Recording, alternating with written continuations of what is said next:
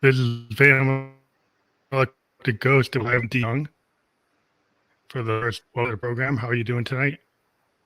I'm doing great. So good to be here. You are a coach, a choice coach, author, and entrepreneur. And our focus tonight is going to be this topic: how can a choice change your life? And this episode um, 906 of the Family Electric Ghost podcast. So we've been around since 2016. We're at almost 1,000 episodes. We're happy about that. So um, that's what we're going to focus on is this choice can change your life. But before we do that, we do have to mention that we are a featured podcast on the Newsly platform. So if you use code GHOST, you get 1 month free premium subscription. This podcast is featured on Newsly, and you'll be able to listen to it there after the show is over. So thank you again for being on the show tonight. Thank you. You're welcome. And we also will bring up the choicequestions.com. You can maybe tell people what happens if they go there. You want me to tell them that now? Yeah.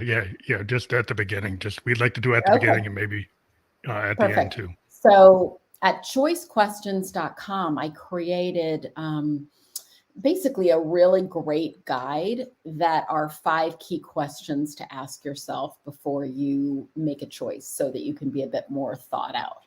So it's just a really great, get it, opt in for free, and you'll get that access to that guide.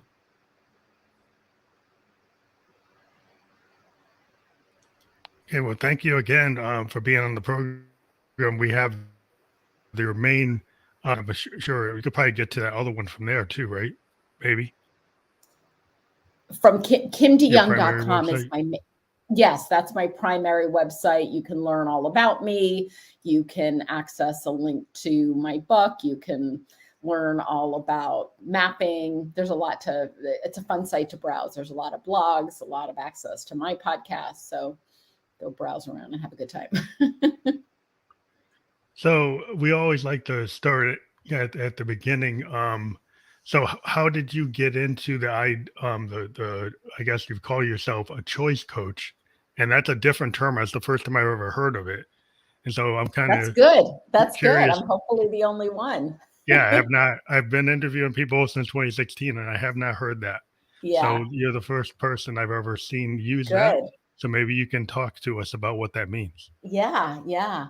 So it is about a decade now, not exactly 9.5 years ago, when I'd been a coach for quite a while, but I was being interviewed for something, and the words that came out of me, I can't recall the question, but I recall my answer, which was something to the degree of, what happens when we make a choice and take action? How does our life unfold? And as that interview ended and I just began thinking, what does happen? I decided to go back to my life. I went back to a particular choice I'd made a year prior. And I began to take a mind mapping software and sort of look at, how did my choice unfold? This was a particular choice to attend an event, but from the event, I met people, other opportunities, and things happened. Anyway, I create this really kind of cool mind map showing all that's transitioned in a particular window of time, and shared it with a friend. And she said, Kim, this map is extraordinary. What if you just focus on creating these maps and exploring other people's choices just like you did your own? And it was a gorgeous question, which then led me to a full year. This was 2014, in which I explored the choices of 29 people. We looked back for 27 of them. We looked back at choices they'd made. These were choices that some of them were something they'd made a year or two ago. Others were choices they'd made a decade prior. But in all of them, we were really digging into, why did they make the choice? What had happened for them? What had gone on? How had that choice made a difference for them? For a couple of the people, I then looked forward. What choice could they make and what was going to happen? Anyway, after this pretty extraordinary year of delving into choices with people, I was taking in so much amazing information and learning so much that I thought, I need to share this. Like, I'm sitting kind of in just this beautiful position. How can I teach what it is that I've learned? So I began writing the stories of these 29 people. And in that process, a lot evolved. And I ended up taking that mapping experience that I shared with you and creating a process that I'm now able to teach others. And for the past 9 years have been really coaching people about the choices they make. And, whether that's personal choices, professional choices, relationship choices, all of it. And, my key thing is like only wanting to speak to people about the intentional choices, the ones that really matter, not what they're eating and wearing, but, the choices that really have meaning in their life. That's interesting because you had one of the first questions I was looking at the questions you like to answer is what does it mean to have to live a life in the an examined life, and why is that important? And I think I'm a software developer and I'm a musician. I'm a podcaster. In my software development hat, we do a thing called lessons learned.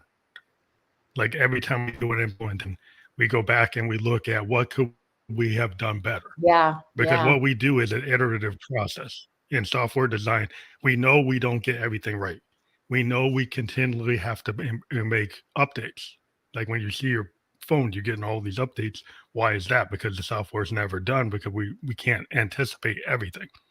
So we have to go back and have these sessions, say, what did we get right? What did we get wrong? What did we miss? And it's kind of interesting compared to where I started a long time ago in the mainframe world. We didn't think like that. It was like, oh, we tried to get as perfect as we could, and then we're like, oh, we didn't get it. And then we got to this new kind of life cycle of continually improving. It sounds somewhat like you have to do that with your life, not just what you do with your work. Well, your point, I mean, you've made such an interesting analogy. I mean, it's actually quite similar. If you think about how many people look back at a choice and they're feeling regret and bad about a choice that they made, just like you're describing, like an error, either of something you made, something you didn't think of. And I happen to have a little bit of a different philosophy, which is, okay, we've all made choices that were imperfect, but what if there's learning from them so that there can be more thoughtfulness as you make your next choice? So that's really the key. So in the premise of no wrong choice, no wrong software, like if there's really an opportunity to learn from the mistakes so you do something improved going forward, it's all good. That's what I really, really believe in. Yeah, it was like I was watching a famous musician named Victor Wooten. He's a famous bass player, and he was showing in a class that there are no wrong notes. It's how you play the notes. It's your intention. And he showed going through multiple scales using different rhythms and say, I'm hitting all these different notes. You could say they're wrong, but somehow I'm not making them wrong. It's like, how is that? Because it's your intention behind it. Yeah. It's actually the actual music. It's the actual rhythm or the actual, the piece of the melody that he Right. was able to show that he was basically trying to show people there are no wrong notes in kind of like a jazz or funk kind of mindset. That's what there is. But then sometimes in like really detailed pop stars or musicians, they want to get everything perfect. And Yeah. there's this whole thing about happy accidents in music where something unintentional becomes something like, oh, that's what I should work on. And you didn't really plan it out. You kind of just stream of consciousness is like, oh, this actually is better than what I planned out. And And that so, speaks to so many artists, the happy accident, the thing that you tried and experimented with, and next thing you know, yeah. it's kind of magical. Yeah, it happens with like art. It's a lot of times that the intentional thing is not what works. I Right. mean, you have a lot of talent. You trust yourself, and then you start to realize that these unintentional things actually sometimes work better. And so I wonder, like, if this type of when you're an artist, what choice mapping means to like an art type of mindset. That's such a beautiful question, actually, because when I began doing the choice mapping, I was using a mind mapping software online on my computer. But I realized, like, the premise of what I'm teaching people is how to think through a choice. And I happen to have one visual way to do it. But you could absolutely paint it, draw it. There's no particular way you have to do it. It can be an artistic endeavor for you, and you can bring your creativity. As I'm teaching the process that I teach, it's like, take my concepts and make them your own. Find your art in how you do this. But Mm-hmm. the one thing I'm really suggesting is go there and really look at your choices. Like, do the exploration, however you choose to document it visually.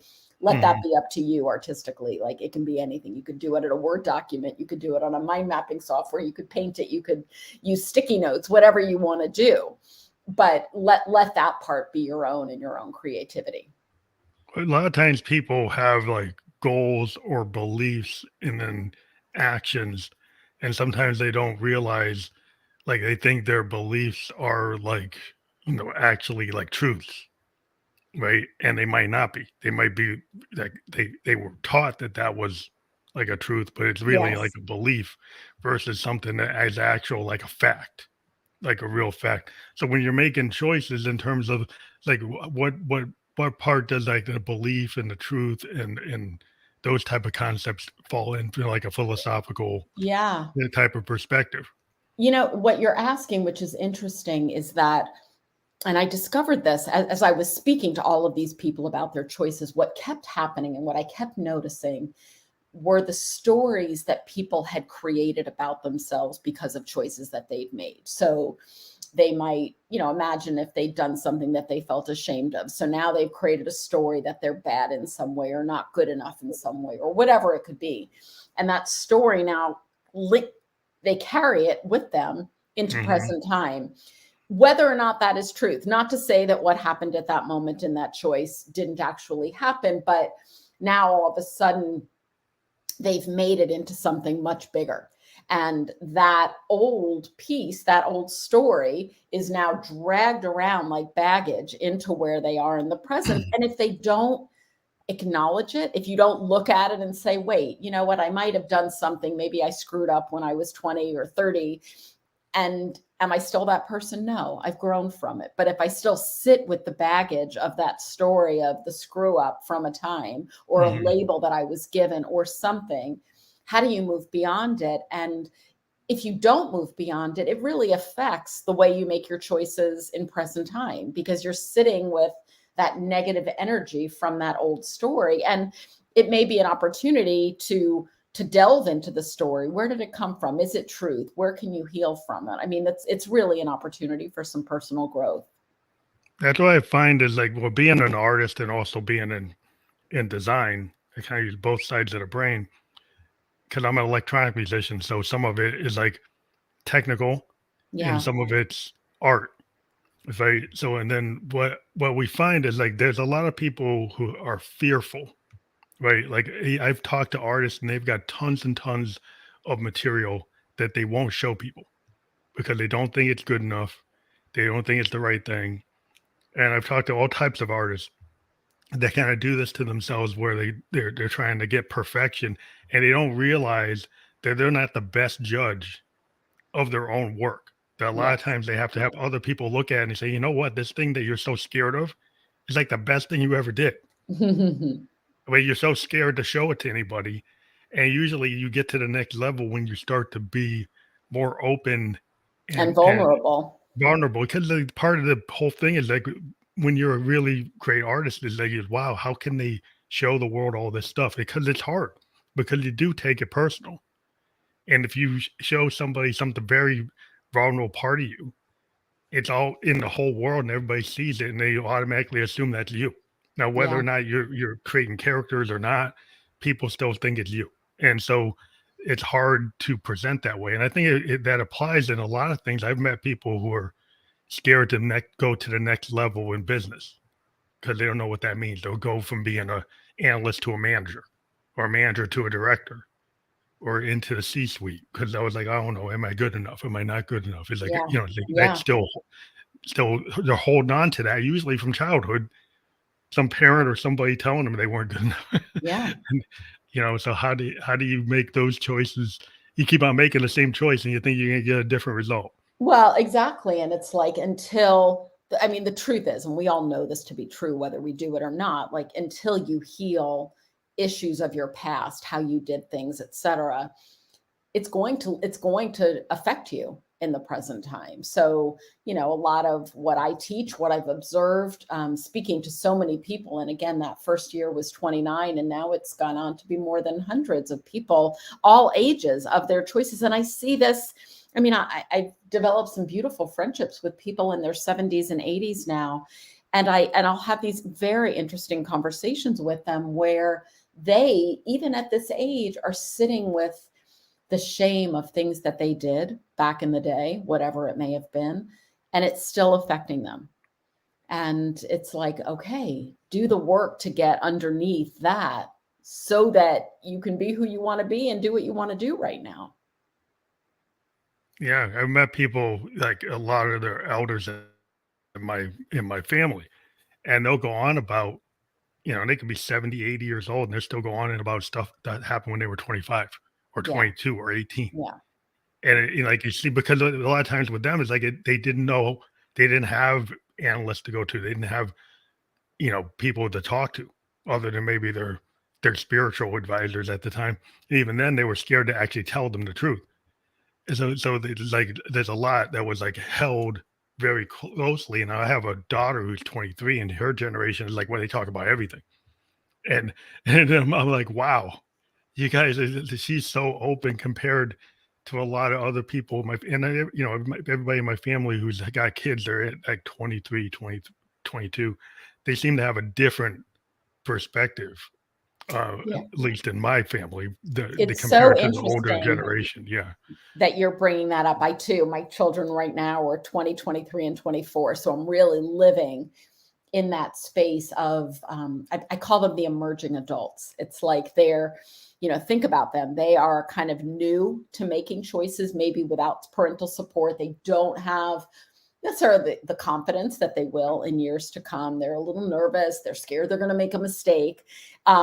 Yet they also really want to do it on their own, and they want to figure it out. And like, it's so interesting. I think, God, how different would I have been in my 20s if I had really had that confidence in my choice making? And I was pretty confident, but just, I think back to what I want to give my kids, our kids, all of these kids in their 20s and 30s, this ability to have a thoughtfulness about how they make their choices and what they're doing, because they're dealing with their first professional choices, their personal choices, their relationship choices. It's all together. I mean, it's just kind of fascinating what that demographic is really up against at the moment. I think a lot of it is like what you say, and having their life examined, is doing that lessons learned, going back and looking at what you do. It's kind of like I'm into poetry a lot. I'm into the Victorians, and they have this idea of the looking glass, right? Yeah. So you Tennyson and Wordsworth and Hawthorne, all that. They were always talking about this looking glass, and they're kind of looking at themselves, and they're kind of getting this idea of like what's inside, right? And actually challenging themselves to write about it and say, who is that other person? That other person is just an aspect of yourself. Are you Yeah. willing to dive into it, Yeah. right? And to actually question, to ask the question, kind of like the holistic thinking of that kind of period of people who are really intellectually challenging things. And like why is it this way? What, how, where, when? Like, why am I doing this? Where is this coming from? And Mm-hmm. sometimes you're in a culture, or you're in kind of training that you're told not to. You're told not to really question things, but to just do it because somebody told you that that's the way. And then you never really analyze, like, why are you doing Right. things? Right. Right. Yeah. I mean, there's so, I guess when I think about, our kids, for example, I hope to heighten their awareness so they have that sensitivity as they are making their choices, as they're, even making mistakes. Like I think about I mean, if you look back on your life, probably the best learning you ever got were from the things you did wrong, most likely. Oh That didn't yeah. feel good in the Yeah. moment, but that is the truth. Now, if you look at your daughter, for example, of course you don't want her to be in pain. You don't want her to make mistakes, but she needs to make mistakes. Like, she needs to make her choices her way and figure it out so that she has that information to go forward and make her next choices. I had a gorgeous experience happen when it was like 23, 24. It was one of my earlier jobs. And a boss at the time asked me to make a choice that just felt bigger than what I knew how to do. And I said, I don't know how to do that. I'm 23. And he's like, you're right. You don't have 10 years more of experience. He's like, but you've got to make that choice with where you are today. And then you will learn from it. And then you will bring that to tomorrow's choice. And it was amazing advice, and now as a parent, as I look at my kids and I get to speak with their friends, it's like, make the best choice with who you are at the moment, with what you have, and learn from it. My kids will sometimes say, can you make that choice for me? No, I can't make that choice for you. You have to do it. You have to make it, and you have to think through like what's good, the pros and cons, as we all do, and then see what the after effects are. And then you use that as you go forward. Yeah, because in my family, I made a big choice in terms of I ended up being an expat and worked in Japan for 2 years with my whole family, brought them there. And a lot of people in my family were totally against it because my daughter was like 3 years old, getting ready to go to preschool and kindergarten. The grandparents didn't want that. A lot of people were saying, "Oh, how you're going to be gone," and I made the decision because I thought, I was a cancer survivor, and the pre-cancerous version of me, I wouldn't have done that. But because I survived, I said, you know what? So I'm not going interesting. to have regrets in Yeah. life. I'm going to go do things I think are cool, whether or not my family's into it, whether or Yeah. not people are into it. I think that this would be very helpful because I was looking to try to get my daughter in a private school. I was looking for my daughter to go to not traditional public school. And then I got this opportunity to go to Japan, and she went to this international school. It's called Nishimachi. And I was like, wow. It's like, I just, I was able to hit that goal. And even coming back now, my daughter, age 22, age 23, she still has all the Japanese stuff that she learned as part of her. She's an artist and she has a Japanese motif to her work. So the decision I made when she was like 3 years old still affects her Totally today. affected I can her. see. Yeah, I Yeah. can see, and she's an art director, and people are always talking about how she has this kind of Japanese sensibility, but she's American. How'd she get that? And I'm like, because we went there, because we lived there. So, what's so interesting listening to your story? It's like what you did back in that day, like you made an unpopular choice. Like you did, like you had your family, probably not that supportive, not that happy with you. And you had to dig in deeply to say, this is what I need to do. Like, I'm a cancer survivor. I am taking risks. I am not being held back by things. This is what's important to me. I'm sorry you don't all agree with me, but I believe this is right for me, for my family, for my daughter. I'm doing it. That's not easy to do. Like that's a huge thing to do yet. And what's kind of amazing, just think about it from a parenting perspective, like to be able to, like your daughter's obviously benefited from having had that experience, but also to share with her, I hope you do that sometime. I hope you make an unpopular choice. I hope you do what you know you need to do that may go against the grain of what others want for you. But if you really think it's the right thing, I hope you do it. Sort of that's Hmm. such an important message. And you modeled it for her by having done it so fiercely. Yeah, yeah, she continued to have that kind of perspective just because she had this international perspective that most kids don't get. Yeah. She's been in the Japanese school system, been in the American system, been in an international environment that had, multiple cultures living in Yeah. Tokyo. We met people from all over the world. And Wow. and it's just that was the thing I wanted because, I went to school, I went to Bowdoin and I was a part of the international club.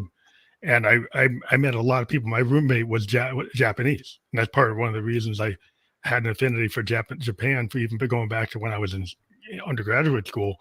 My classmate was a Japanese guy. He taught me a lot of cool stuff, and I'm like, wow. And he kept on telling me Japan, I should go to Japan. And I said, yeah, Marco, he was a Brazilian Japanese guy. And I was like, wow, yeah, that's true. And I started to have this affinity for hanging around a lot of international people just because I didn't grow up with people like that. And I wanted to Yeah. know more about the world. And I think that type of thing is sometimes you get a situation where people don't want that. They want what is familiar, what's comfortable, and then they don't challenge themselves. And I find that it is hard to get out of your comfort zone. Sometimes the choices people make will put them in the box. What I kind of call the box is like they get stuck in a Yeah. box and then they want to get out. And then at some point it gets so confining that they make a choice to kind of break out of it Well, and because they're that's getting it. like Like, diminishing returns. they might have been that person, as you're saying, who's been in a box for a bit, like they don't step out of what's safe. That's what they do. And then some point later in life, they say, wait, I want to break out. Like, I want to do that crazy thing. I want to do that unexpected, unpopular thing that people are questioning, and it just feels right. And it can be hard when you do it later in life because you don't have people might have already Tools. pigeonholed you in a particular way, and it's kind of like, wait, you're doing that thing, you're taking the leap, doing that crazy thing. And that in itself is such a big and courageous choice to kind of buck the system and go away from the stuff you've done to something you want, especially if you've been that person who's typically been in a box. Yeah, I think what I find is like, there are obstacles to try to make intentional choices. And a lot of them was a sociology major. So I think a lot of people, have this concept of like anomy. People don't want to be outside in that outside group. They want to be accepted. So they'll be willing to conform to societal things at a microcosm level and a macrocosm level. And so then they don't get out of the box because they don't want to be that person who's challenging things because that person probably is not going to be the most popular person in the room. Or they're not going to be the person that everybody was like, oh, they're causing trouble. They're doing something that's different. And so when you do that different thing, it is a lot of pressure to actually be in that position. And it is a Yeah, lot of uncertainty. And I think a lot of people don't like the uncertainty. They don't like the pressure. They that's don't like 100%. being, yeah. So how do you get people to look at their choices and then make decisions that might put them in a popular uh, position? Yeah, it's so interesting. Think about it. Like, any choice you make today about something you either want today or want in the future, there's always an element of uncertainty. Like, you don't know the results of what are going to come from that choice.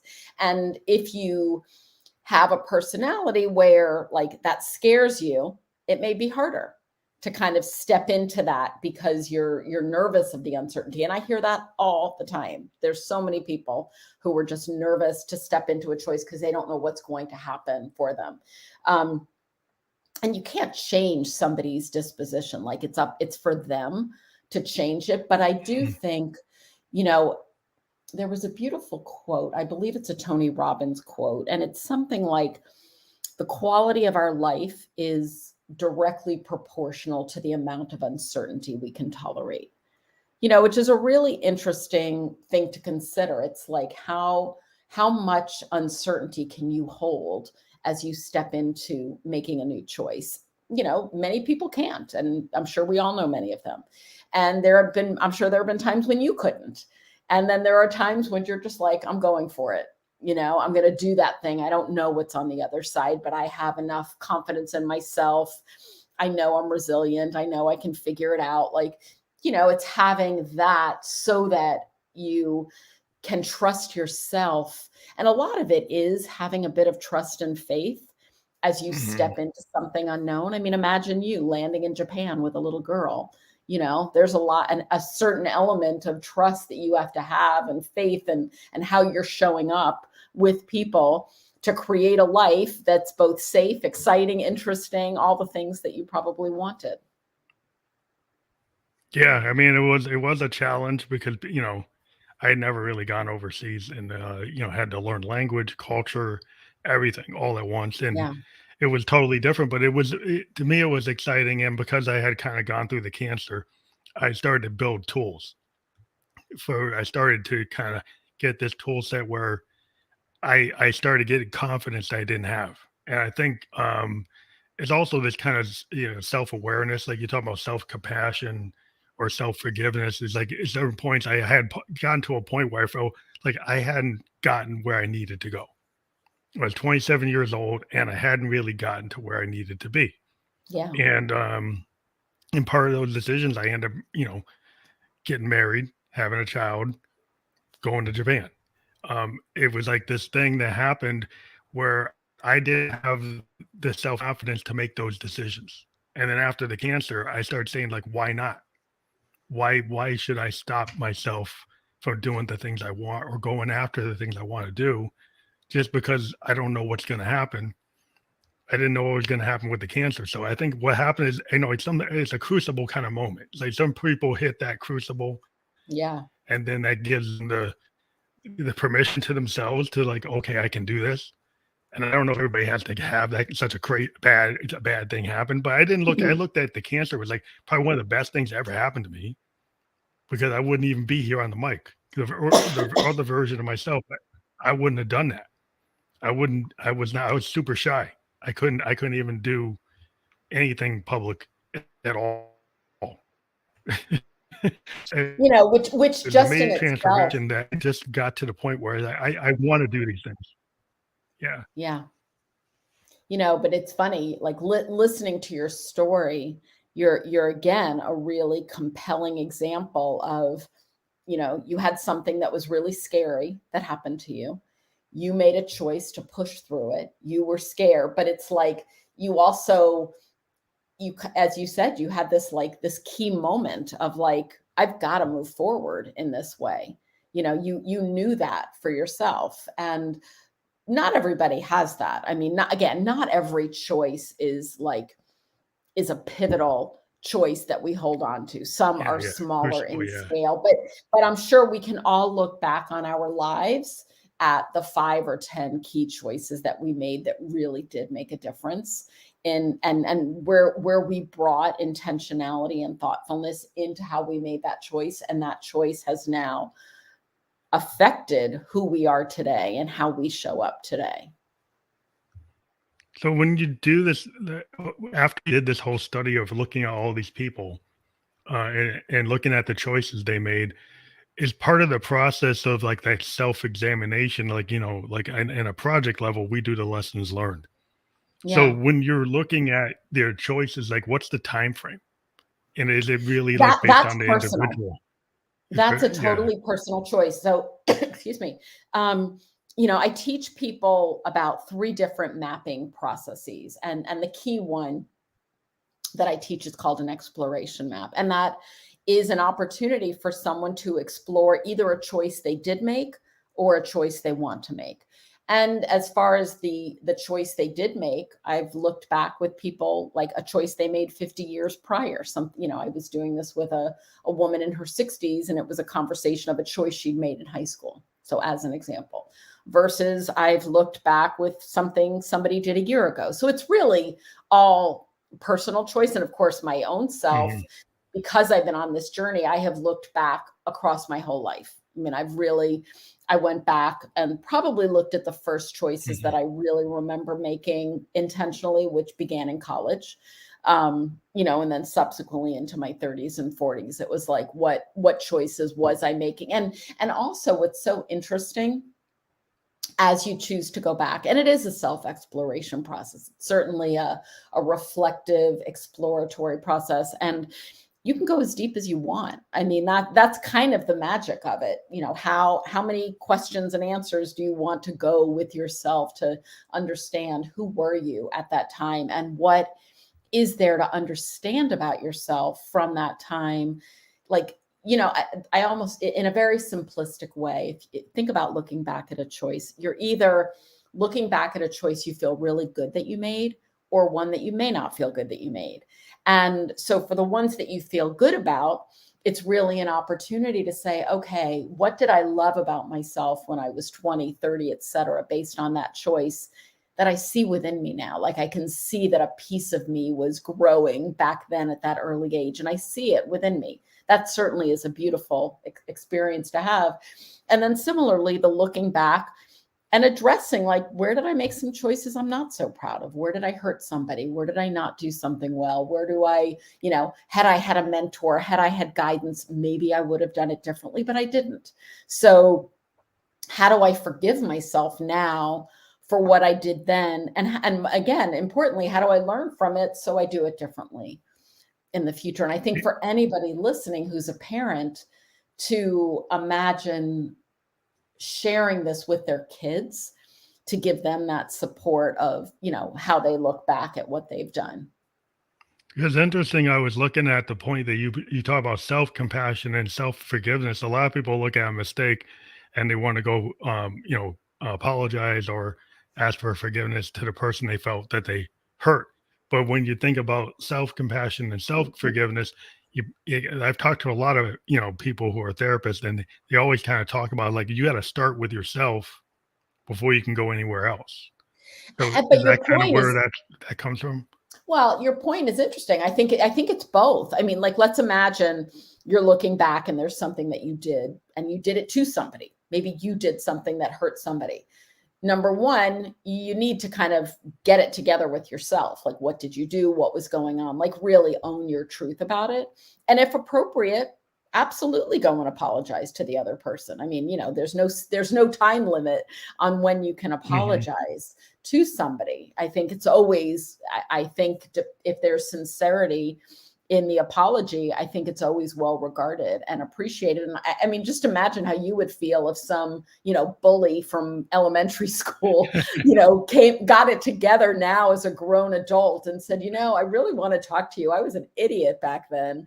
I did all these stupid things and I've learned from it. And I'm so sorry that you were the recipient of my rage and the dumb things that I did. Like, you might be traumatized by the kid having been bullied, but you might be able to hear it. It might be a Yeah, really interesting I experience do if that could appreciate. happen. Yeah, because I had a best friend that I grew up in the '70s with all that busting and stuff, and they had a best friend, this Irish kid, and he apologized to me. I'm still friends with him to this day. We were like 10 years old, and he apologized for, like, not standing up for me when some of the kids were, like, bullying me. And he's like, we're in the 50s, and he apologized to me for that. And I was like, Yeah. wow, I didn't ask him or anything. He just came out of nowhere Yeah. and said, remember when we used to hang out at the bus stop? And he's like, you know what? I really feel bad about that. I want to say I was sorry for not standing by you. And I was like, wow, And here's the other thing, that was not pretty big. only to the bully, think about it. I mean, who as a parent has not made a choice or done something that they're not proud of? We all have. We've done something to our kids, said something to our kids, hurt our kids in some way. Imagine being able to go back to your kid. So you've got a daughter at 23, like, maybe there's something that happened, a conversation, a way you didn't behave, something yucky that happened. You can apologize now. I mean, it's kind of amazing. Not that it makes it all go away, but there's a humanity to that, like, as we Yeah. grow, not only do we do the work for ourselves, but we can go back and have the conversations if we want. That, and therein Yeah. lies another Because, choice. Like, are you going to be the yeah. person today who chooses to have conversations with people in your past that you want to handle? He kind of learned, like, if for my family, that the elders had a habit, or like, you just respect them because of their age, Yeah, regardless of whatever they did. Right. And now today, like, my daughter's generation is like, well, that's not the case for me, because, like, no, if X person in our family, I don't care if they're 80, 90, if they were doing this, I'm not going to just give them respect just because they're yeah. 90. I'm not going to do that. Well, And they are a different that's kind of like generation. yeah, it's a sea change, compared to, like, we were just told that you have to. And Yeah, my daughter, and, like, it's like, no, I don't. yeah, And I'm like, it's like, that's a totally different point of view. But yeah, so I think, like, you start to see, um how you could actually learn from that, because then it's like, wow, yeah, I can look at the things I did and not be embarrassed or not think because, oh, I'm the dad, I don't have to apologize. Or, I'm the parent, I'm always right or something. Like, no, you have to look at, and it's not just a position that you're the father, you're the mother, you're the grandma, you're a human being. Everybody makes mistakes, And I think so there's more learning. is it kind of hard? I think Yeah. as parents, I think we can teach our children so much more by being the role model of showing them that we can admit our frailties, our mistakes, our bad choices, and speak that to them. Whether they take it in, they may not be able to process it at this age, and it might take them years, who knows? But Mm. I think that is very valuable parenting and modeling Yeah, for that's the totally next valuable. generation. Yeah. Yeah, because they look at patterns and behavior, as a sociology major, you think about like how people get stuck in patterns. They get stuck in behaviors. They get stuck in like codependency. They get stuck in all addictive, all kinds of things that happen because of choices. And sometimes not their choices people made. And if you're a Yeah. you're a child and people are making choices for you, you get stuck into patterns because they were Right. kind of grown on you. You were kind of trained in that, or that's what you believe because that's what you've always experienced. And it's hard to Yeah. kind of break those patterns because it was like learned behavior or kind of like expected behavior, and everybody's Yeah. trying to satisfy those needs, and then you have to decide, are you going to do what you want to do? And some people feel guilty about doing what they want to do, or trying to experience what the real version of themselves. Like they start to come to the point where, oh, I really want to be a musician, but at 9 to 5, I'm doing this. Yeah. Or I wanted to be an author, but 9 to 5, I'm doing this. And then they come to the realization, like I'm not happy, and I'm going to make that move. And I've talked to so many writers or artists or people that made that decision, and they made it at different points in their lives. Hmm. And then they suddenly say, wow, I'm a lot happier. I mean, but that Because they choice finally takes broke courage. out I of that. mean, you're exactly right. Think of the person who like works with a company, their salary's okay, like everything's okay, but they're not waking up feeling great in the morning. And they want to make the leap, and they want to make that choice to do something more interesting, whatever it may be. Like that's a big choice to do that. And there are risks involved, and just bringing thought and true awareness to what is involved in making a choice like that. Yeah, I think there's a lot of good that comes out of analyzing what you do, and like you said, if it's everybody's personal choice, some people, they can get to the point where they're kind of like, they're looking at like every project they do, or every kind of couple weeks or something. They're keeping a diary, and they're looking at, they're doing a lot of self-examination. I've talked to people that go into therapy, and they've been told they should journal and then review their journals or diary. And so is that part of this whole part of the steps when you go to start to figure out how to have an examined life or the good You choice know, mapping? Is doing a diary or a journal part of it? well, I teach a process called choice mapping. So in my book called The Book of Choice, I would say two key messages that I share. One is, you're bringing up this idea of the examined life. What an examined life means to me is one in which you're being thoughtful versus like, think about the opposite. Like if you were not paying attention to your choices, life would just happen to you. Versus like the flip side is like, okay, what does it mean to bring a thoughtfulness and awareness and intentionality to the choices I make so that I have greater agency over what it is that's happening for me. So that's number one. And then secondarily, I teach this mapping process that I really, essentially first made up and then crafted and realized I had a process there to teach. And what I'm really teaching people is how to look back or look forward to choices they did or want to make, and how, like, differently than a journal. Like I find when we journal about things, and I've journaled for much of my life, I tend to scribble a lot, get a lot of stuff on a page, and I rarely go back to it. Versus in a map, it's usually on one piece of paper, and in one at a glance view, you can really see a lot of information that you've gathered about your choice. And you're writing kind of in smaller nuggets of language so that like each word kind of means something to you. So when you Is it read more it, visual? Is it's, it more like a it's, flow chart? yes, it's a flow chart. And it's also a way to quite simply to capture your truth. So you ask the question of like, are you going back to it? And I go back to some of my old maps often, especially if it's a choice. Like, let's just imagine you've made a choice to do something professionally, like you're going to choose to work with a new business partner, for example, and you think through like, why does that matter? What am I scared of? What am I excited about? What are actions will I take? And you give thought to that. And then 6 months later, you're not that happy with the business partner. And you think, God, did I make a bad choice? And if you've done a map, if you've thought it through, you can go back and look at like, where was my head 6 months ago? What was I thinking? And what versus where am I today? And you can assess like, do I need to course correct in this choice? Or is the partner just not right? But these are the key things that I want. Maybe it's about finding a new partner. It gives you an opportunity to ground into where you were at a moment in time when you made the choice, to assess, is what I said then still valid for who I am now? It may not be. And if it's not, then you make a new choice. Or you might just need to sometimes ground back into, oh, yes, I'm reminded that is why I did this. It is important for these reasons. They still ring true to me today. And that's really helpful.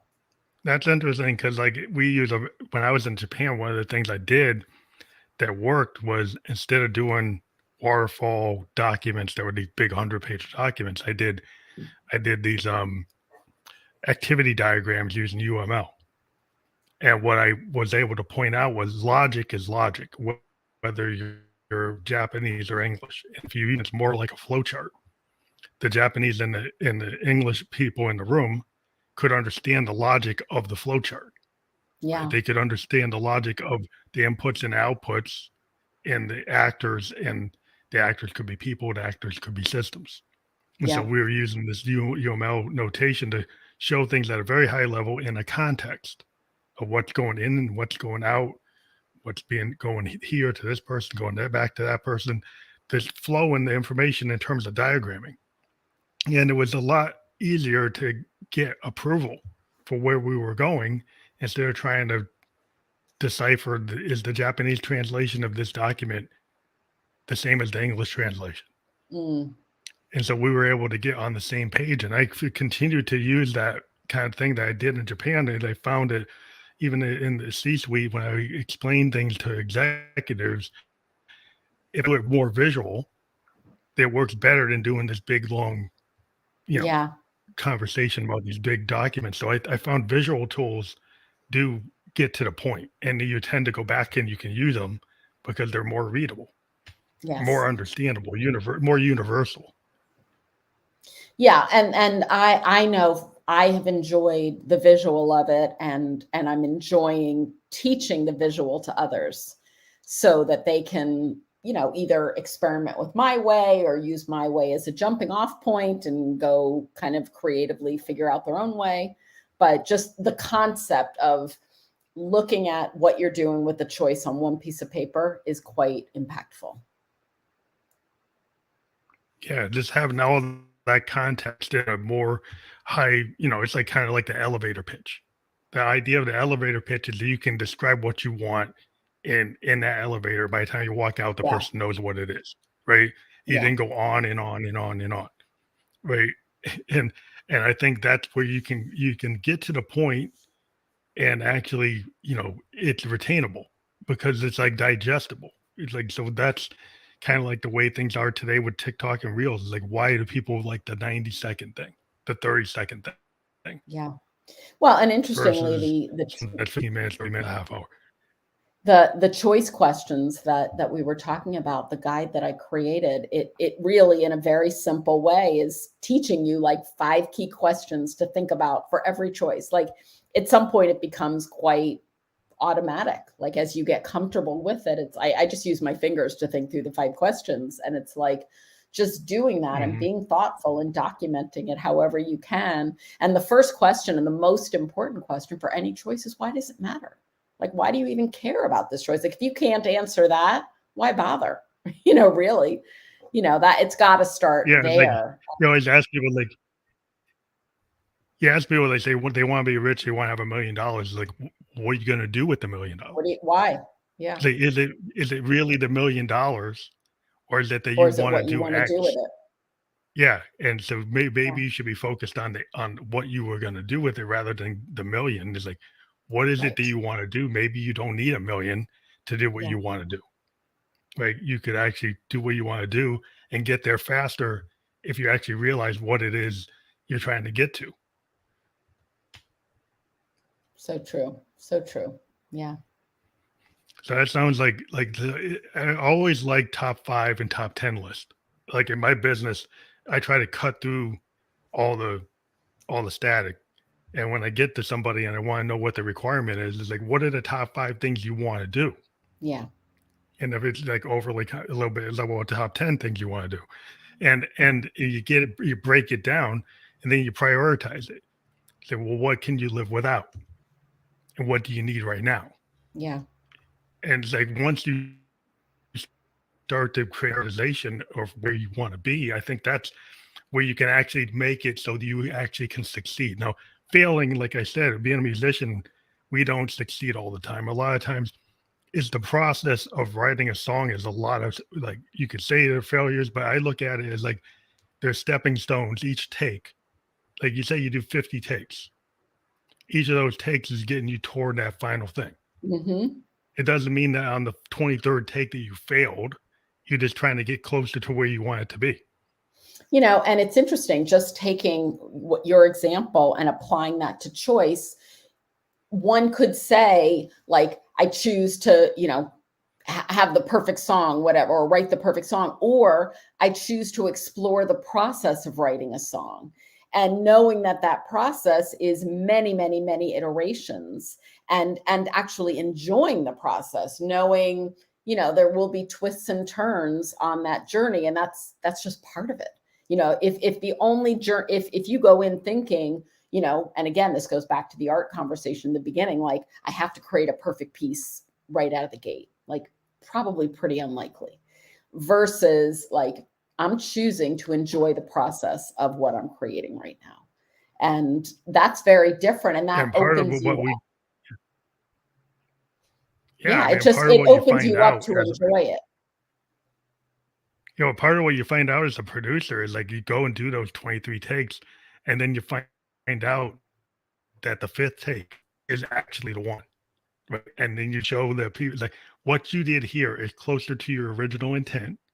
It actually sounds more truthful because as you've gone on, you've gone further away from where you started. So a lot of times Yeah, with artists is they'll keep on changing it and trying to make it perfect. And then they actually, what happens is they get scared of what dilute they it. originally did and they dilute it. And then sometimes Yeah, it's the job of yeah, the producer to say, what you said on the fifth take is so honest and so perfect. Everything you've done since then is actually detract from it. And so you yeah. open up their mind. It's like, you don't have to take the last one. Sometimes it's the first one or the earlier ones are actually better. And when Interesting. you get to that, you open yourself up to say, even if it has errors, even if it has mistakes, that one sounds better than all the other ones. Yeah. I wanted to make sure as we come to the end, I know that we've had such a fun time talking, and I know you wanted to really address the whole concept of how a choice can change your life. And the truth is, every day we all have the ability to wake up and make a new choice that can have great meaning for us, whatever that is.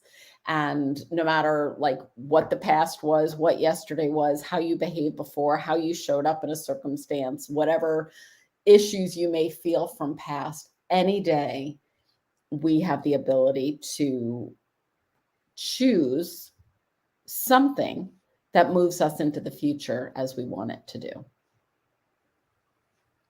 I believe that what you're giving people is another tool set, which I think a lot of people, they don't know how to start. A lot of times, reason people go to a life coach, they go to a mentor, they go to a choice coach, is because they have a hard time making that first step, or they want to do something, but they don't know how.